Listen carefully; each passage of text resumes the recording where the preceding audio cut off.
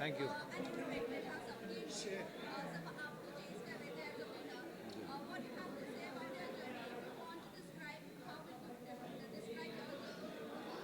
I will describe my journey as a roller coaster ride, mentally, physically, emotionally.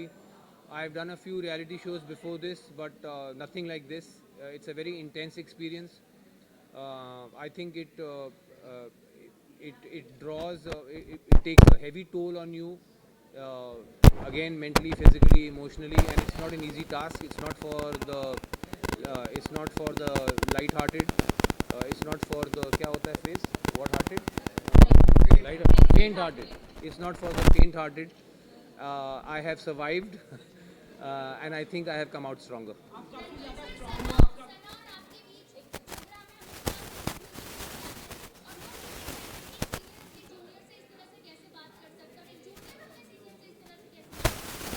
उसके order में ही आपका जवाब है। अगर जूनियर ऐसे बात करेगा तो सीनियर ऐसे ही जवाब देगा।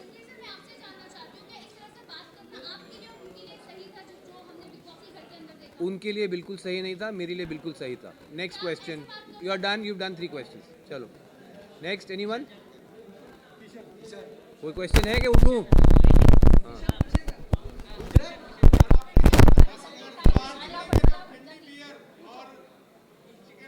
मटन बोला था, चिकन नहीं भाई। जैसे तुम लोग छोड़ोगे भाई।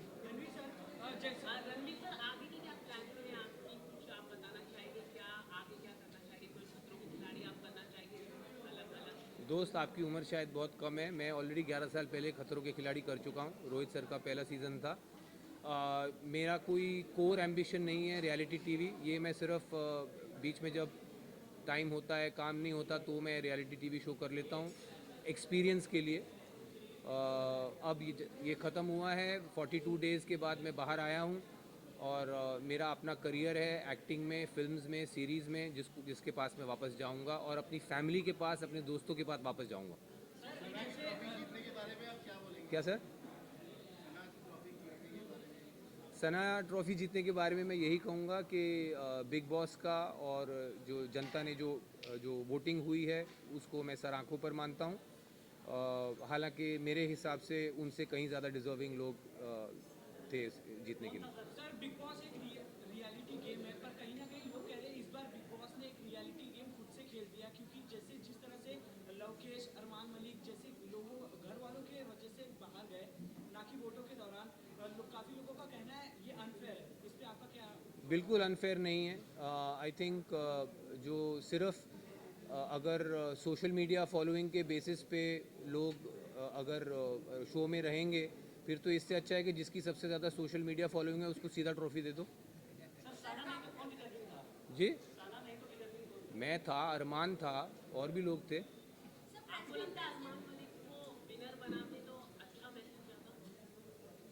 यार उसको मतलब मैसेज का क्या, जो अच्छा उस घर में जो अच्छा कर रहा है वो जीतना चाहिए। उसमें मतलब मुझे समझ में नहीं आया आपका सवाल।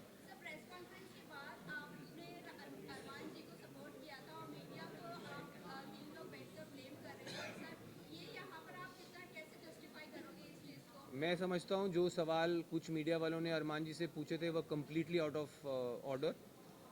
तीन कंसेंटिंग अडल्ट्स किस तरह अपना जीवन चलाना चाहते हैं, आई डोंट थिंक इस तरह के सवाल आने चाहिए थे। एटलीस्ट मैं, हालांकि मैं अपने आप को लिबरल नहीं मानता हूँ, बट इतना लिबरल तो मैं भी हूँ कि अगर तीन कंसेंटिंग अडल्ट्स अपने किसी अरेंजमेंट में खुश हैं, मैं नहीं समझता हूँ उसमें किसी को आपत्ति कोई होनी चाहिए।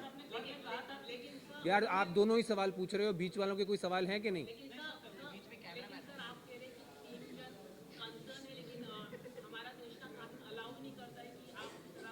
तो वो एक काम करिए ना, आप कानून व्यवस्था को कहिए कि अप्रोच करें जानने के लिए क्या है। सर मैंने सुना नहीं, फिर से।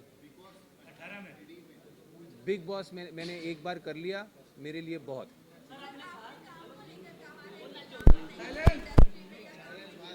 भाई भाई भाई सुनने दो ना, मैडम का 5वां सवाल है, ध्यान से सुनो। हाँ हाँ, क्या प्रॉब्लम? मैं तो दूसरों से हैरान हूँ कि वो आपको पूछने दे रहे हैं बार बार। चलिए पूछिए। अच्छा, पूछिए।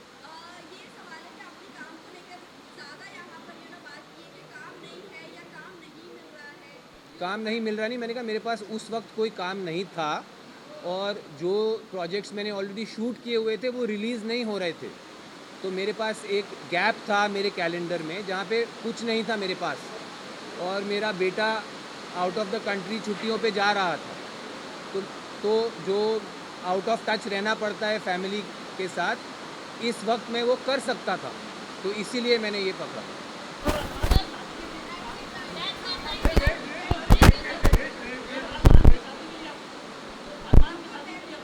भाई साहब उनका ख़त्म होने दीजिए,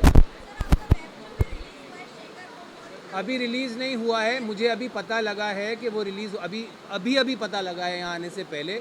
मैं 42 डेज़ कैप्टिविटी में रहा हूँ, फैमिली फ्रेंड्स और दुनिया से कटा हुआ, तो मुझे अंदाज़ा नहीं है, बट मुझे खुशी है कि मेरे बाहर आते ही मेरा जो काम रिलीज़ नहीं हो रहा था वो रिलीज़ होने वाला है, एंड आई होप आप सब इसी इंथुजियाज़म से उसके लिए भी मुझे मिलेंगे। बॉलीवुड में ही नहीं, मैंने कहा दुनिया में, बॉलीवुड दुनिया में ही है ना, क्या कहीं और है? हाँ, मैंने, यार मैं बोल रहा हूँ बॉलीवुड में भी दुनिया में भी बहुत लोगों के ऐसे रिलेशनशिप्स हैं, लिबरल्स की दुनिया में मैं खुद जानता हूँ, बहुत अर्बन एरियाज़ में बहुत लोगों के ऐसे रिलेशनशिप्स हैं जो पब्लिक नहीं है। अब ये इनके रिलेशनशिप पब्लिक हैं तो आप लोग,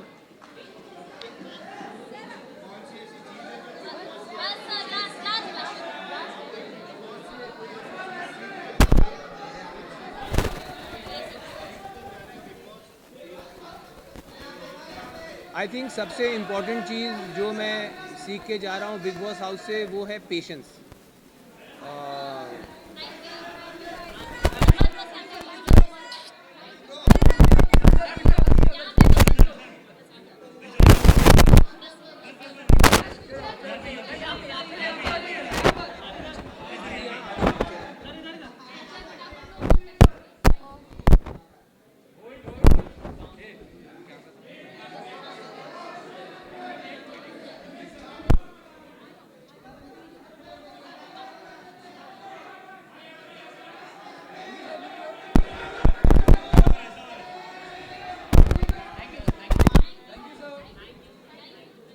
madam you happy?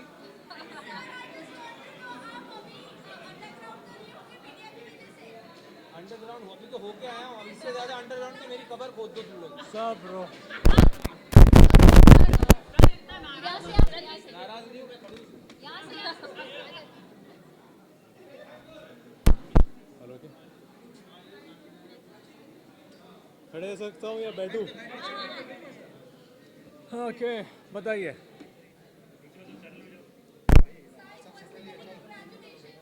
Thank you so much, thank you. मैंने सोचा था कि मैं टॉप 5 बने रहूँगा और मैं टिके रहूँगा, मैंने ये सोचा था, मैं ठान के आया था, मतलब फर्स्ट वीक में मैंने सोचा था।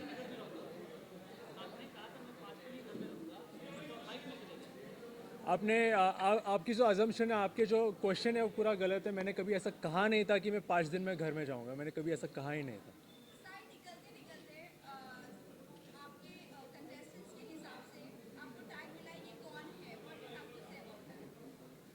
Sai Ketan Rao, thank you.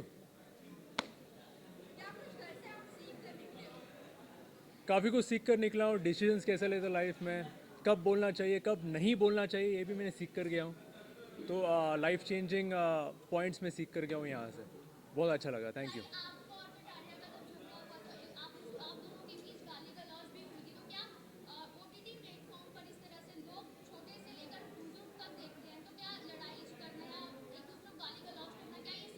First of all मैं इन ऐसे सिचुएशन में, ऐसे झगड़े में मैं गिरना नहीं चाहता, लेकिन सिचुएशन अंदर के हालात ऐसे हो जाते हैं, लेकिन बाद में हम दोनों एक म्यूचुअल अंडरस्टैंडिंग पर आ गए, कॉमन पॉइंट पर आ गए, जो कि अच्छी बात है। और अभी फ़िलहाल बाहर भी मैं और Lovekesh we are on good terms, we are like good friendship terms पे हम लोग।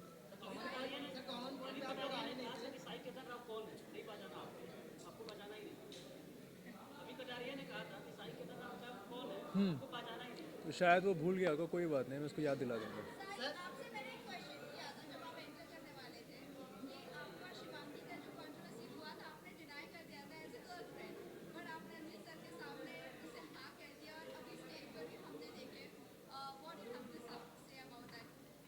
No more comments on personal things. Thank you. एक बार हो गया वो हो गया and that's it. Nothing more than that. Next question. यार वो सिर्फ घर की बातें होती है क्योंकि वहाँ का माहौल ऐसा होता है, लेकिन बाहर आने के बाद मुझे या हर किसी को लगता है कि यार हम लोग छोटी छोटी बातों पे रो रहे थे या लड़ रहे थे या जो कुछ कर रहे थे, क्योंकि छोटी छोटी बातें, लेकिन अंडों के लिए, खाने के लिए, सोने के लिए, नींद के लिए, पानी के लिए जब हम बाहर आपस में डिस्कस करते हैं तो मुझे या सामने वाले को भी हंसी आ जाती है ऐसे चीज़ों पर।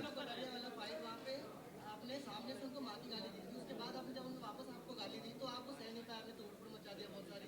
तो कहीं ना कहीं ये होता है कि जब आप किसी को दे रहे हो तो आपको लेने की क्षमता भी रहनी चाहिए। मैंने ऐसी कोई बहुत गंदी गाली नहीं दी थी, और जो भी हुआ था it was only reaction, that's it. Sana ने बताई थी बात कि आपने यही गाली दी थी, सना ने कंफर्म किया था क्या कि आपने माँ की गाली दी उनको सामने से दी थी। यार किसी का कंफर्मेशन से आप क्यों जा रहे हो, जाके एपिसोड खोल के देख लो ना। All the best to her and congratulations.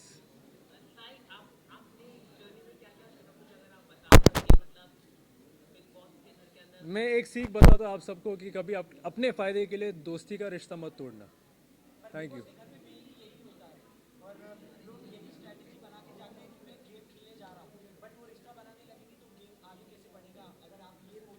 तो गेम ऑटोमेटिकली आगे बढ़ रहा है, हम सबको आगे लेकर जा रहा है। कभी कभी दोस्ती टूट जाती है, लेकिन मैं नहीं चाहता कि अब मैं अपनी दोस्ती तोड़ूं अपने एडवांटेज के लिए। ये सिर्फ बिग बॉस में नहीं, मैं अपनी ज़िंदगी में मैं ये रूल अप्लाई करता हूँ।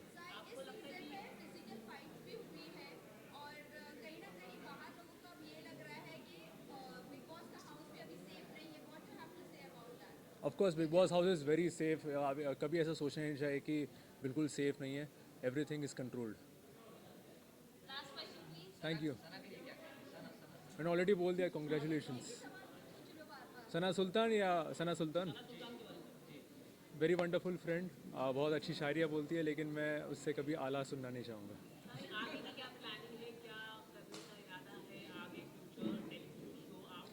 बहुत कुछ है लाइंड अप, एंड ऑलरेडी मैंने कुछ साइन अप किया, मैं बताऊँगा चलिए।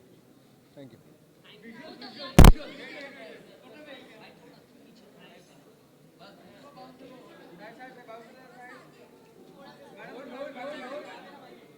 सर एक बार इधर आओ।